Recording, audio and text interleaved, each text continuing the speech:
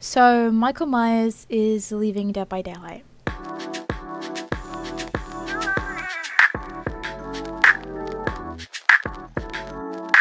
Hello everybody and welcome back to another video. If you're new here, hi, welcome. I'm Flowerdilly. I mostly play horror games, indie games, and sometimes action games depending on the time of the day and the day of the week. Today we are back talking about a new and albeit sad update that's graced Dead by Daylight recently, and that is the Halloween chapter being removed from the game.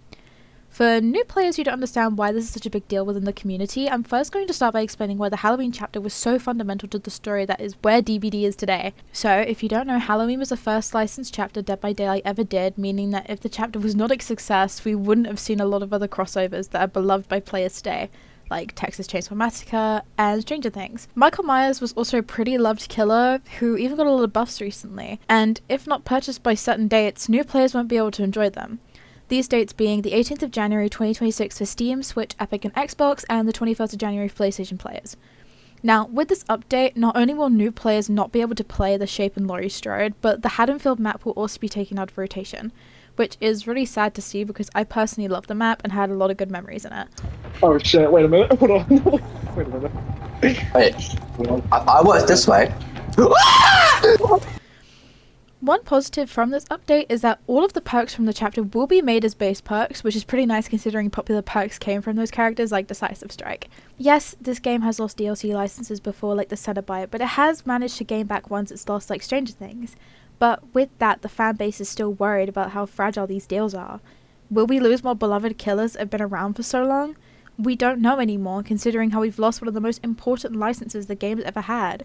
A lot of people may also not know why this is happening, but it is said that this is happening because of the new Halloween game being released by Orphonic in 2026. This is set to be an immersive 1v4 asymmetrical experience set in 1978's Haddonfield. Now, I, like most Halloween fans, are super excited for this game, but I have some concerns, especially with it being a direct competitor to Dead by Daylight. To start with, a lot of Dead by Daylight fans know that a lot of competitors of the game have, well, been short-lived and unsuccessful, but I also want to mention how unsuccessful Orphonic and Gun Interactive have been with creating games over the years. Examples being Friday the 13th, Texas Chainsaw Massacre, and Killer Clowns, which I only just found out about recently. But I also don't directly blame Compass Pictures, the holders of the Halloween license, for this, especially since the reputation of Dead by Daylight has been leaving much to be desired this year. So that's that. We've lost one of the most fundamental killers in exchange for a game that could possibly not be as promising as it is ambitious. But I'm still holding out hopes for this new game, and I'd like to see your opinions below. And on that note, if you have enjoyed this video, make sure to like, comment and subscribe to join the Zilly Dillies, and if you want to see more of my content, I will be streaming Fallout 4 on my birthday, that being the 23rd of December. It'll be around 10 AM at the latest in the UK, but I would appreciate having everyone there, and if not, I hope to see you guys in my next video. I love you all so much. Have a Merry Christmas. Goodbye. I also just wanted to say thank you so much for 90 subscribers. I'm like so happy. I know a lot of people might be like, 90 subscribers, that's barely anything, but to me that's like everything. So I'm so happy.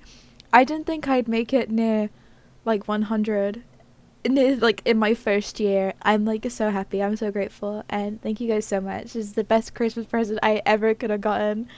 Thank you.